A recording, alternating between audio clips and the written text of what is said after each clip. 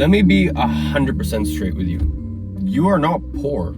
You're just underskilled. And I know that might sound harsh, and I know maybe that might even sound judgmental, but it was just something I was thinking about on my drive back. I just finished up tennis here on this beautiful Saturday, and I was just reflecting over my journey and reflecting on when I had the biggest quantum leaps, and it was always as I developed new skills. And I know as you watch this video, you have big goals and you have big dreams and you have big aspirations, and I guess I just wanted to make this video off the cuff to remind you that you can have whatever you want as long as you acquire the skills necessary to be the person that can create those sort of opportunities and capitalize on the opportunities when they present themselves. You see, you've been playing chess without knowing how the pieces move. You've been in this online business world and you wonder why you're always losing, but it's not about working harder. It's about knowing what is it that the top 1% of people do. What are the secret skills that they have to quietly dominate? Because when you have certain skills, you have competitive advantages, and competitive advantage is how you win this game of life. And quite frankly, no one is coming to save you. I'm not here to save you. I want to make that very, very clear. I am not your savior. I am not your guru. All I can do is keep putting one foot forward in front of the other, and that's what I've been doing here on YouTube for 10 years. I've been uploading 10 years of my life,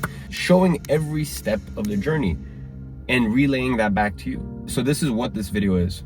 It is a playbook, and if you decide to take advantage and capitalize on this playbook, all credit to you. So I'm just gonna go ahead and fire off 7 skills, okay?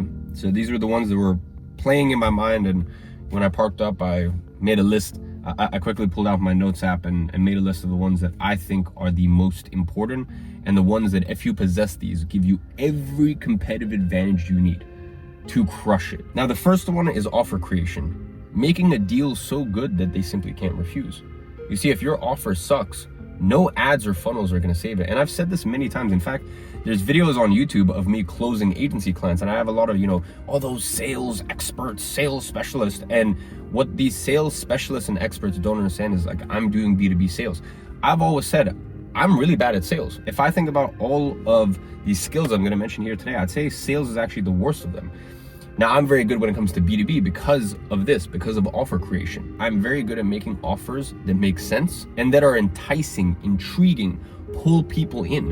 And I would say your offer is far, far more important than your sales, because you can have the worst offer ever. It doesn't matter how good you are at sales. And you have to remember, your offer isn't only what you sell, it's how you present what you sell, how you package it up, how you put a little bow tie on it, and how you put it in front of people. You see, the marketplace is a coliseum, and people scroll like Caesar, a thumbs up or a thumbs down in a split second. The 1% don't show up average. They show up with no-brainer, literally shut up right now and just take my money kind of offers.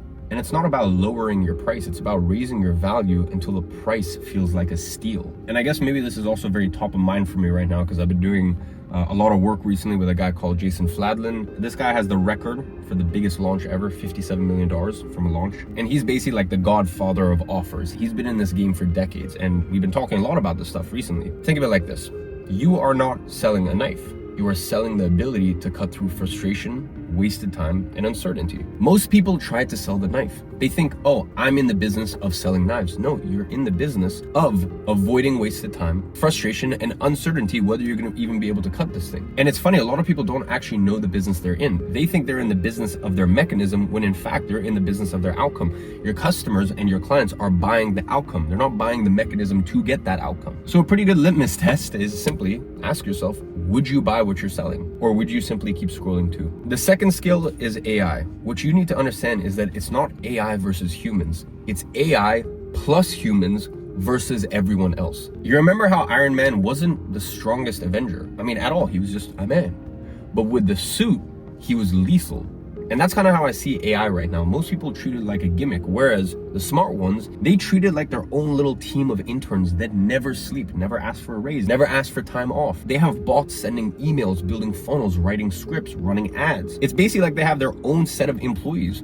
All of that while you're still formatting spreadsheets manually like it's 2013. The reality check is there is a 19-year-old with no degree, no connections, just AI, selling digital products, who is printing money while you are still overthinking your LinkedIn bio. So I'll be honest, for the first year or 18 months of AI rolling out and all this stuff, I was almost like the biggest AI hater, but it is so powerful, you simply just cannot avoid it. You need to understand that AI is not going to eradicate jobs. It's kind of like pre-internet. You have a certain productivity capacity of a person. Now, once they start to learn how to use the internet, the productivity capacity of that person goes up by many multiples if they know how to use the internet correctly.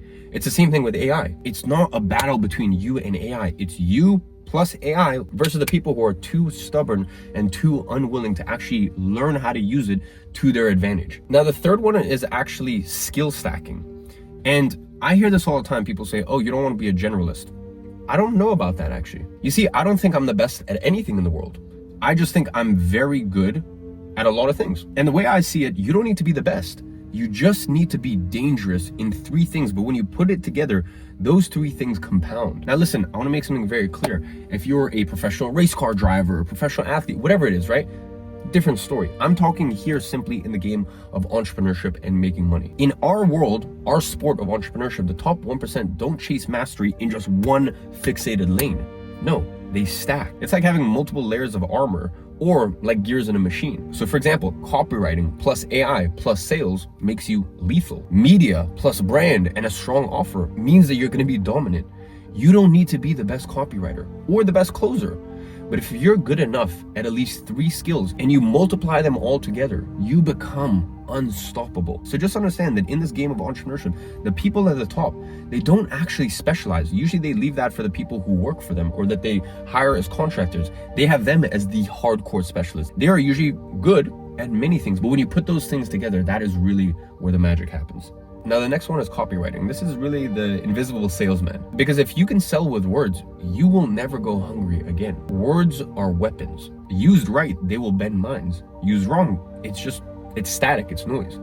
So copywriting really to me is just the silent art of persuasion. It is the ability to make someone feel, want, and act without ever hopping on a sales call, being in a one-on-one environment with them, really without you even opening your mouth. And you have to remember, when it comes to copywriting, it's not about sounding clever. It's about deeply understanding human desire better than the person you are writing to. You're not writing paragraphs, you're writing permission slips. And that permission slip is for someone to believe, to buy, to move, to take action. And this is one of the most powerful skills I learned early on. When I learned copywriting, and I want to make something very clear, going back to the skill stacking thing, I'm not the best copywriter in the world, far from it. But once I learned that skill, I knew I would never go hungry the rest of my life. And by the way, if you gave me the ability for one-on-one sales or marketing, I will take marketing and the ability to do copywriting, selling basically one to many. I think everyone knows I much prefer marketing over sales, because for me, marketing is power, bringing people to you, whereas sales is force, it's grit, it's determination. Now, listen, there's always an environment for sales, and sales is a necessary part of life. But I love the ability to craft copy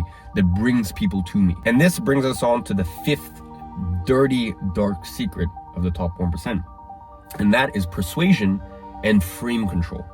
Now, what I mean by this, it's not really just about selling products, okay? It's about selling people on you, your vision, and your value. So the top 1%, they don't just sell, they shape perception.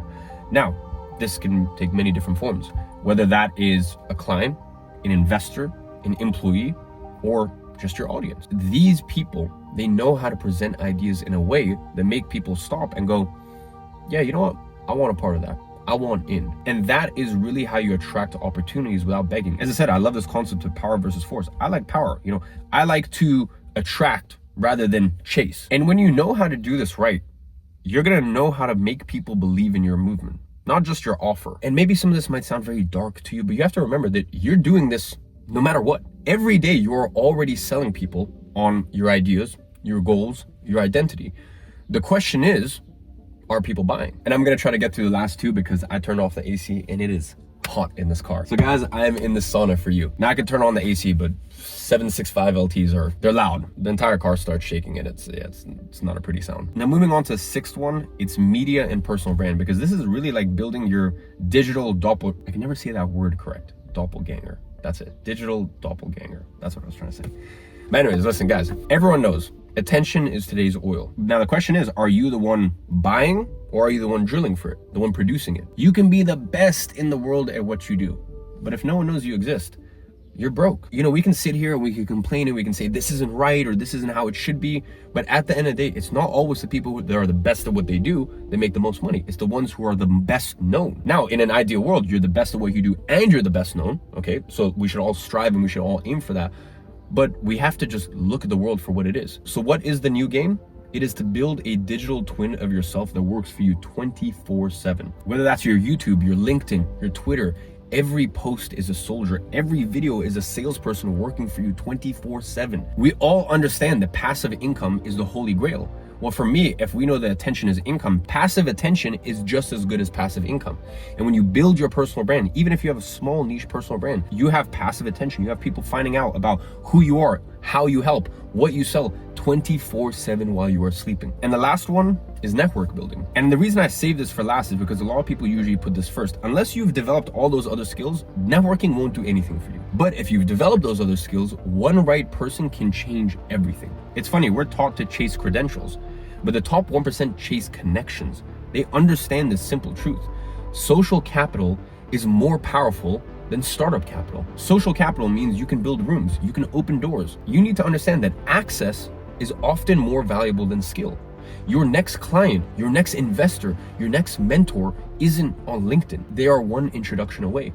So start showing up. So once you've gone through the other list of 6 skills, then don't be afraid to present yourself to the world. Don't be afraid to meet people. Don't be afraid if a person you know knows someone that you want an introduction to, ask them for it. Because one thing I can tell you right now, as a person who probably makes 1 to 2 introductions a day, a lot of times without even asking, is people who are influential. And by that, I mean, these could be people that are even private, have private Instagrams, aren't celebrities or influencers or whatever. When I say influential, I mean influential in their domain, in their area of expertise. They love introducing each other. I make so many introductions, but it's because the people who I introduce are people of value. So become a person of value. That's what I really did from 2014, 2015, all the way up until 2023. Even when I was a multi-millionaire for many, many years, I still put zero attention to networking because I wanted to build myself up first. And I knew that I wanted to get to a point where networking was easy and it was effortless. And in order to do that, you need to fulfill these other 6 skills before you can get to the 7th. Anyways, guys, it is turning into a real sauna in here. Whew. AC just turned on. I'm gonna go jump in the cold plunge. Gonna crack open a big day. I hope you guys, I don't know if I'm gonna upload this on a weekend, but I hope you guys are having an incredible weekend. Sending you my best wishes. I just want you to know that I appreciate you tuning in. I appreciate you watching my journey in the last 10 years. In any way that I can be of service to you, I'm here to help. So with that being said, as always, I'm watching from afar and I'm rooting for you.